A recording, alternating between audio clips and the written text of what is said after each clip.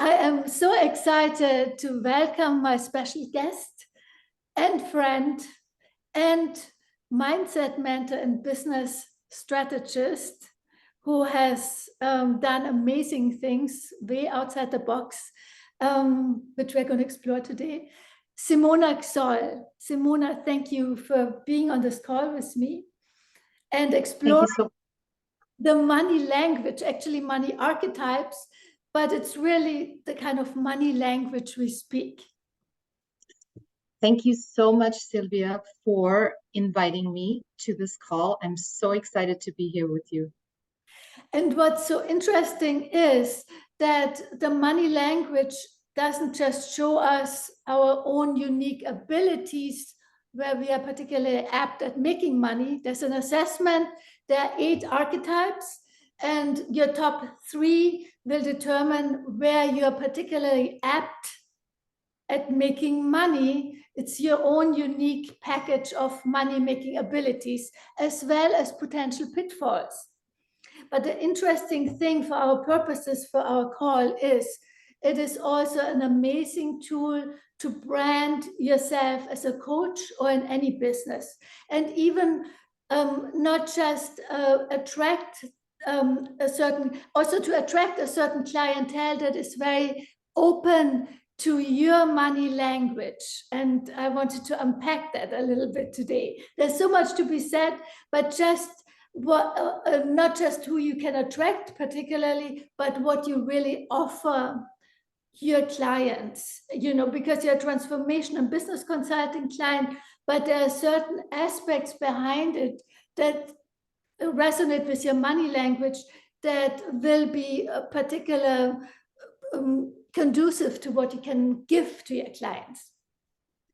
I am so excited to dive into this topic because I find it absolutely fascinating. And, we've had a private conversation before about this, and it's really brought me to realize, yes, certain things I'm doing in a certain way, and it's very much in line with my archetypes. And so I'm just super excited to learn more and to dive into this conversation. And I'm using Simona as our case study for today.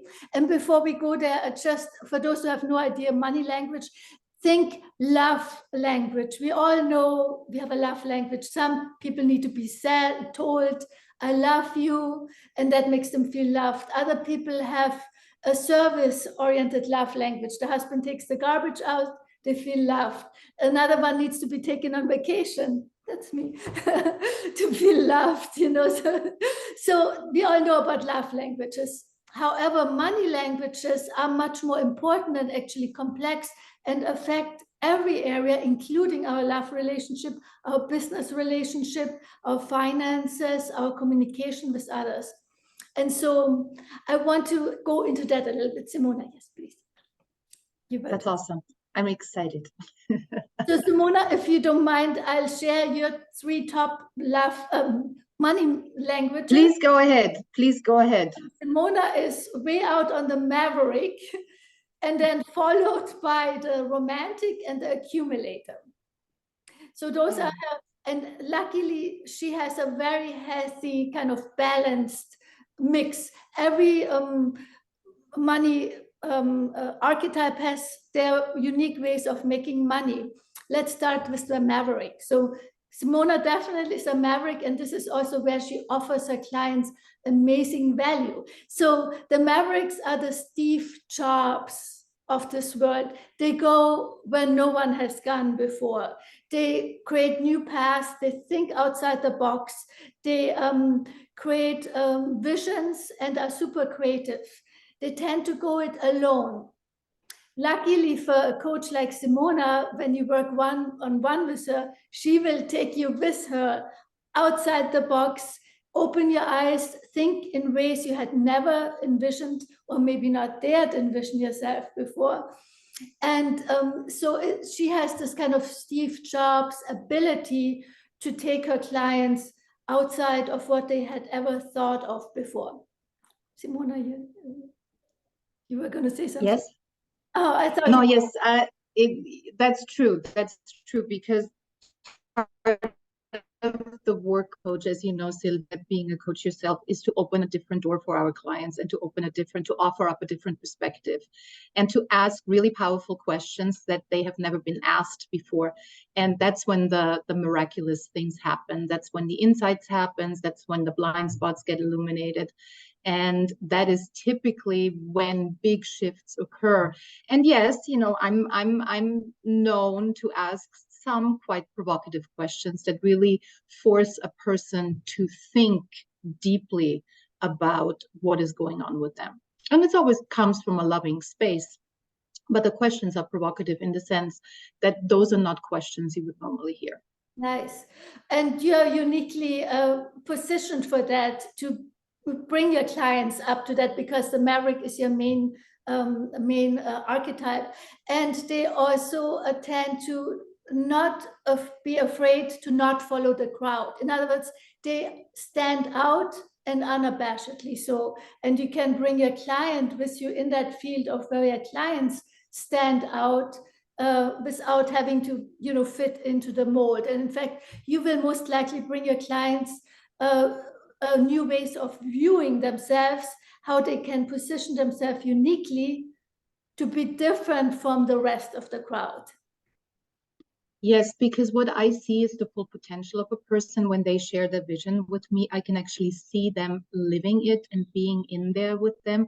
So I see what they don't believe they have. But the truth is that all the things, all the gifts, all the tools is already within them. Yes. And so the work that I do with my clients is just dig up that diamond in the rough and polish it so it can shine. But that's my special gift, that I see what the person is capable of the minute they share their vision with me.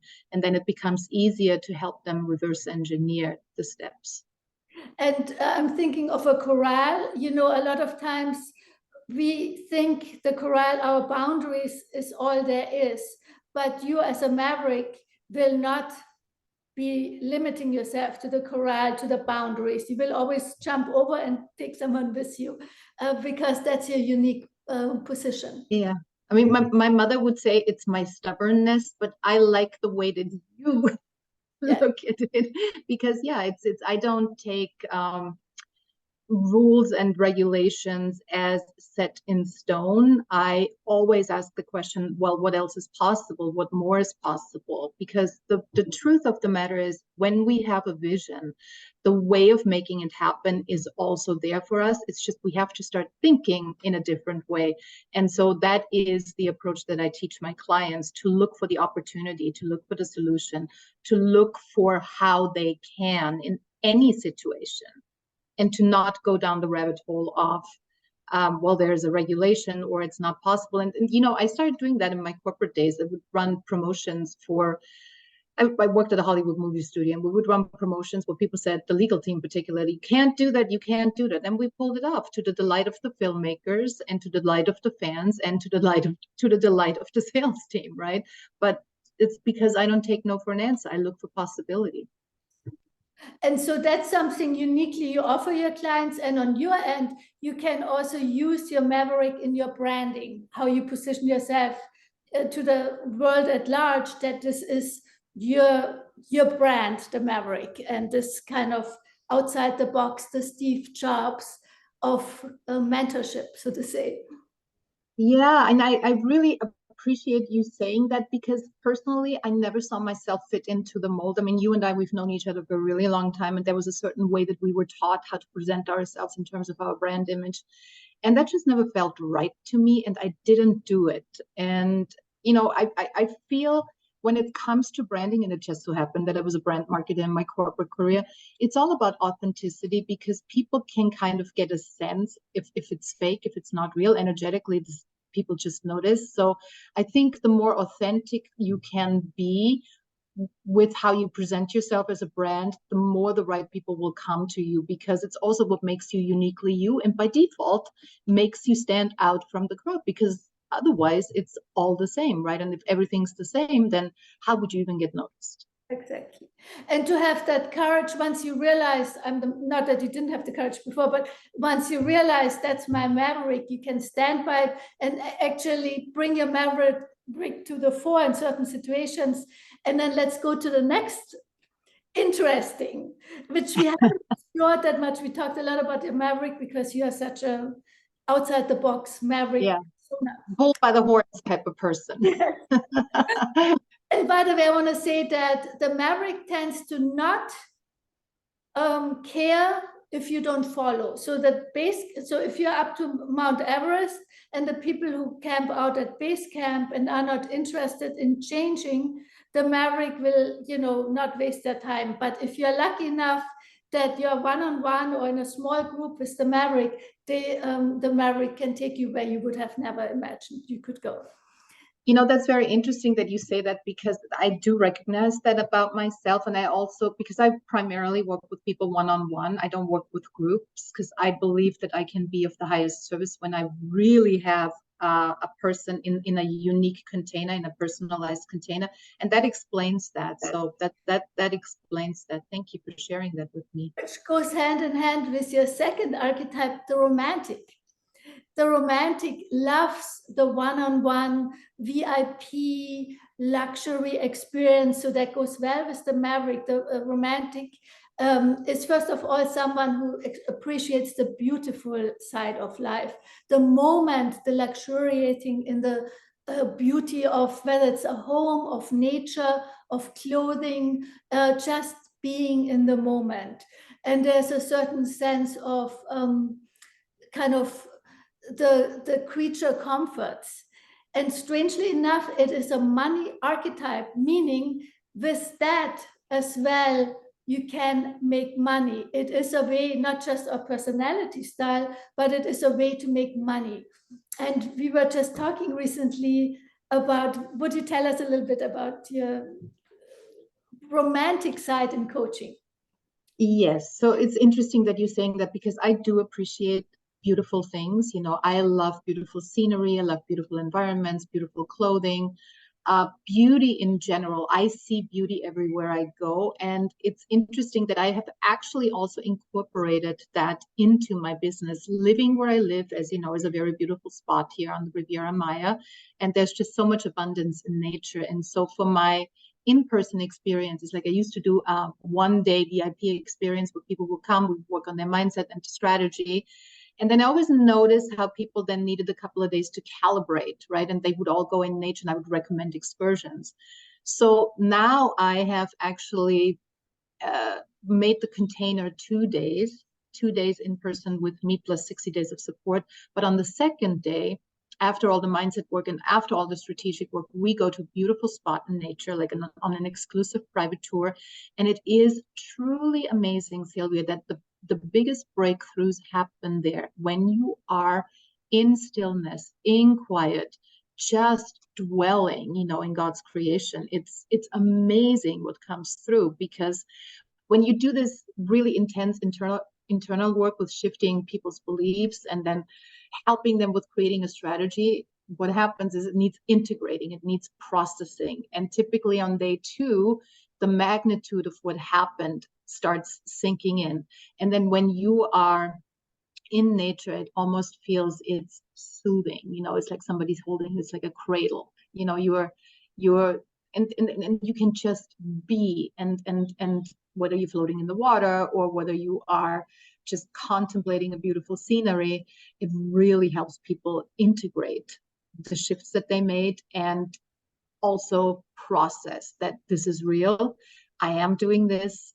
And as soon as I get home, it's time for implementation. And actually, most people start implementing right away while they're still here, like set an action step that then catapults them into the next level of growth. It's almost like incubating or pregnant, and that pregnancy needs rest. Or one thing we talked recently, the acorn has the oak tree in it, but it needs to be planted into restful, rich, fecund soil, and needs to rest there. And then it sprouts, and then it can release its potential as the oak tree. And so that experience you offer is akin to this type of yeah, that's really amazing that how this is connected, because I would have never connected this archetype, money archetype, but I mean, we're talking money, so this is business expansion, right? So it is fascinating for me to see how this really touches every single area of your life. It's quite amazing that it's all interconnected and that it's actually really holistic. But obviously, from a business perspective, which we're talking about right now, it's incredibly useful to know how to identify another person's money language and archetype so that you can be successful. I mean, just think about when it comes to sales, it's extraordinary. And also certain confidence. So it's not just, oh, we're lounging around doing nothing. It's purposefully luxuriating in the romantic. Yes. And you have to be, as a client, you would have to be in someone's presence who is a romantic to reap the benefit of that, almost umbrella experience that a romantic provides, within which you can purposefully rest and purposefully absorb the beauty. And there's some people call it holding space, but it's even more so. It's holding beauty in which you can kind of yes. hold yourself. Yes. And when you are in beautiful spaces, you feel good, right? You feel also there's a thing about worthiness there, that you deserve to enjoy this, that this is, some people say this is your birthright, but it is, this was created for us to be enjoyed. And too often we don't go there. But there's something to be said about that. And I found it interesting. A while ago, I said, oh, yeah, and they have these action parks in your area where they bring like executives and they have to compete against each other and teamwork and all that. And you said, no, I prefer the restful, peaceful. And now I realize why. About not pushing, shoving, hustling, and elbowing my way to success, because as a woman, I mean, anybody, it gets exhausting over time, right? So there has to be a balance. Yes, we have to take some masculine activity to create our results, which is the inspired action taking, as I call it. But I'd rather do it from a place of ease and grace and joyfully and inspired and divinely guided, versus let me just elbow and hustle and get on 50 calls a day, or do all the things, that are so not in tune with who we are as women, right? I mean, don't get me wrong, the action taking is required. However, let's take inspired action that is divinely guided, and let's actually pause and hear that intuition, what that is telling us, and act accordingly. So I'm much more for that, because no, action adventure parks, that's not me. I'd love a luxurious beach club where, with great food, where you can lounge and then just have inspired conversations. Nice. And the inspired conversations kind of weave into that experience, like deep questions that you know how to ask and kind of elicit. And I think it is very feminine, because it's like the pregnancy period, and pregnancy is like laying, not being active, but it's the most creative act we can imagine, so you bring that to the coaching experience for your clients. Yeah. And one more thing, the potential downside of the romantic is magical thinking. Oh, money will just automatically appear. But strangely enough, the romantic has a way, and I don't know why, energetically, to make that happen, to make things almost out of nothing to magically appear. And you just shared with me a certain amount of money that came in, you already had in your mind, but it came in very different ways than the linear thinking would have imagined. Yeah, and it's really fascinating. I think we need to share this with the audience, because sometimes we are so hell-bent on the how it's coming in. So we have our idea and we're like, okay, I'm doing this, and then it's going to come in. In this case, the money was coming in from a very different source, and it was not expected to come in that way. At least I hadn't planned on that. I had a whole other plan that I was executing, and then it came in very, very differently. And so I think it's also good to understand that when we let go, when we surrender, then sometimes that opens us up to a different way of receiving. And then we just allow ourselves to receive that, the generosity that the universal God is providing for us. And it doesn't always have to be like, we have to leave some room for the divine and for the miraculous, because otherwise it also becomes too predictable. And I'm not saying that should be the main strategy, not at all. But sometimes that's how things come together, when we do our part and then let God do his part. Yes. And he surprises and delights us in the most uncommon ways, which is basically showing us that he is here. My ways are not your ways. That's right. That's right.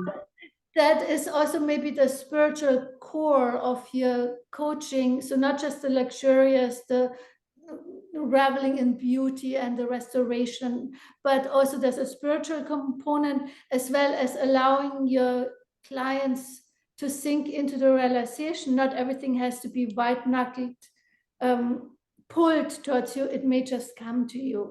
There is, you need a coach like you who is a romantic to let clients sink into that experience. Yeah, because I believe that everything is divinely guided. So the vision that we have, that comes from the spirit. And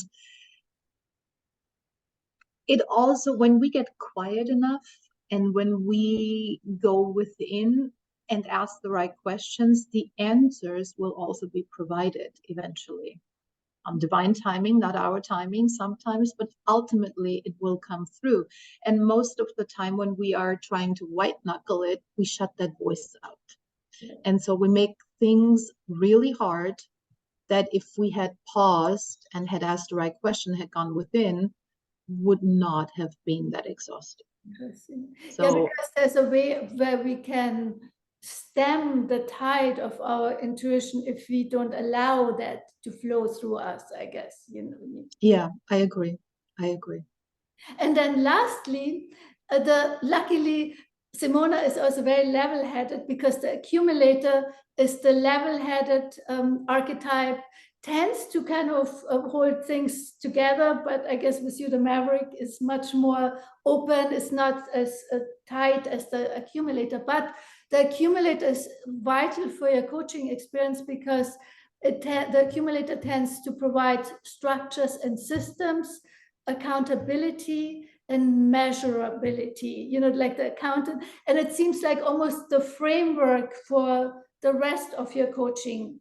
So you do give the maverick outside the box, you give the spiritual resting and restoration, but there's a framework that is the maverick that gives structures, accountability, and measurability for your clients. Would you maybe? Yeah, I'm very analytical. So I look at, for instance, I come from a marketing background. I look at campaign metrics. I look at how did it perform? Where did it go wrong?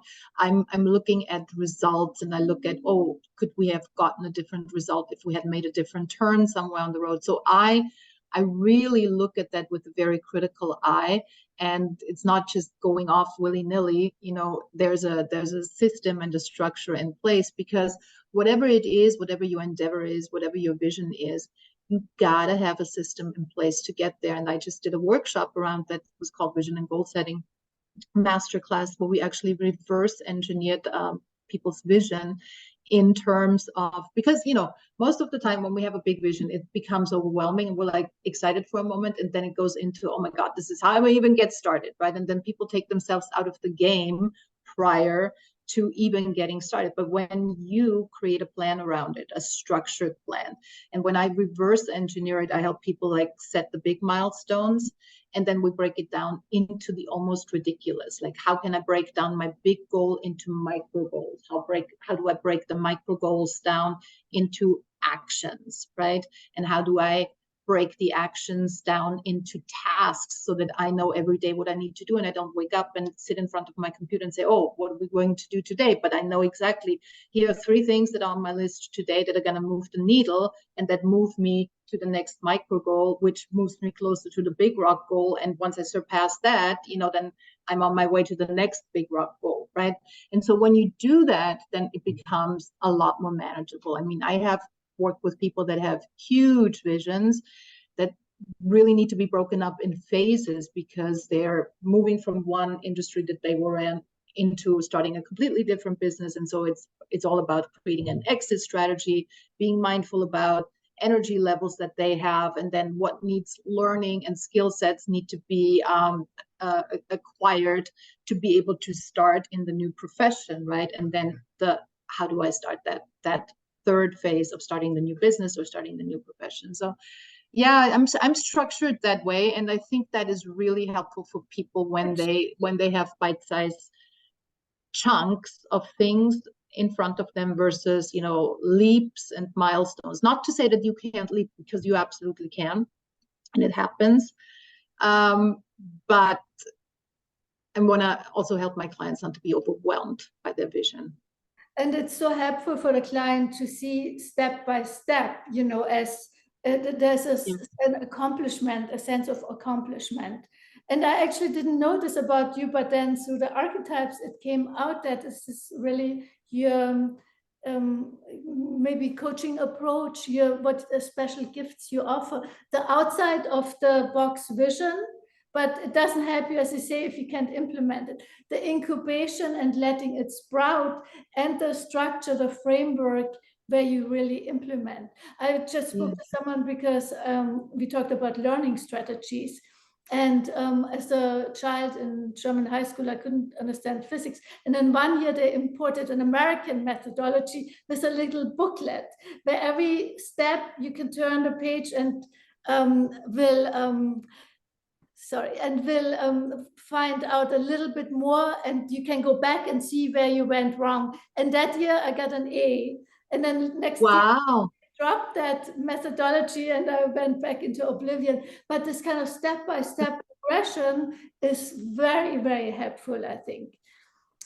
Yeah, thank you. And so you're a visual learner then?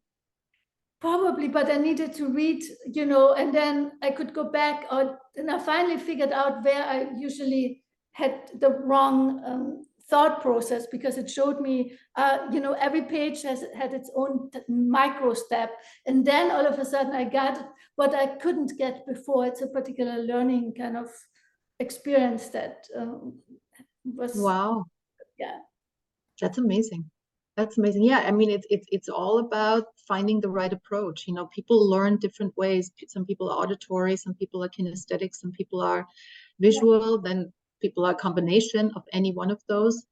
And it's good to know, you know, especially in our profession where we coach people, to have our material and content in different formats for people to consume it, so that they can actually integrate it.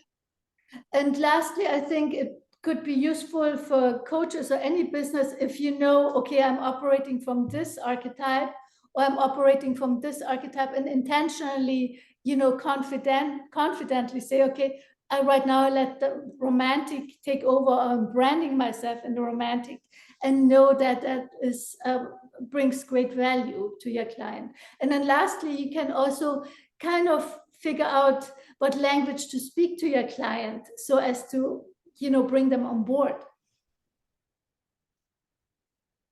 Yeah, and I was just going to talk about that, because when it comes to sales, that is a key element, that you create rapport with the prospect so that they feel at ease. And it's, you know, when you understand what language they speak and you mirror that, as we would say in NLP and neuro-linguistic programming, then that rapport gets created quite quickly. And when you feel good in the presence of somebody else, when you feel understood, heard, and seen, then you have a very different foundation to take somebody through the sales process. And this is not just for coaches, this is for anybody who's in the sales profession, you know, real estate people, whatever, salespeople. It's really needing to understand how to create that rapport quickly, and then taking the person down a line of questions where the outcome is that there's an agreement to work with one another. So it's very, very important. And the more you know, the more you can understand about a person's archetype, about a person's language, the easier this will become.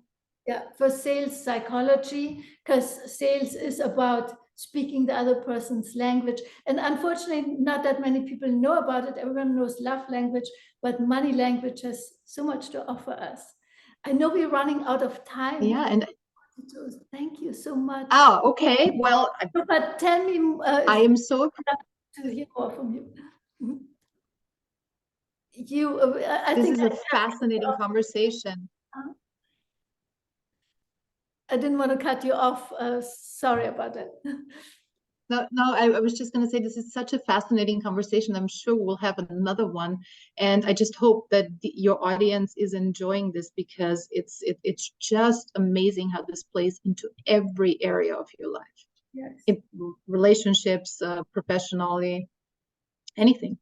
Yes, professional and, as you say, relationships. How many times do people get divorced over money issues? But if you know how to speak your partner's money language, and not just their love language, but their money language, it can solve so many conflicts. Even within companies, if you're a partner or in a team, if you know how to speak each other's money language, it will ease the work experience as well. Yeah, are you teaching something about that? I'd be really interested. Yes, I am teaching actually, especially for real estate, how to use this money language as a force, a psychological force in real estate, how to facilitate sales negotiations, how to speak to sellers and buyers, and to make this a smooth transition and an enjoyable transition, and not to kind of get stuck in the weeds, but really speak each other's language. I think that's amazing. That's awesome. So many people will benefit from this. Thank you. Thank you so much, Simona. Thank you, Sylvia, for having me. I really, really appreciate it.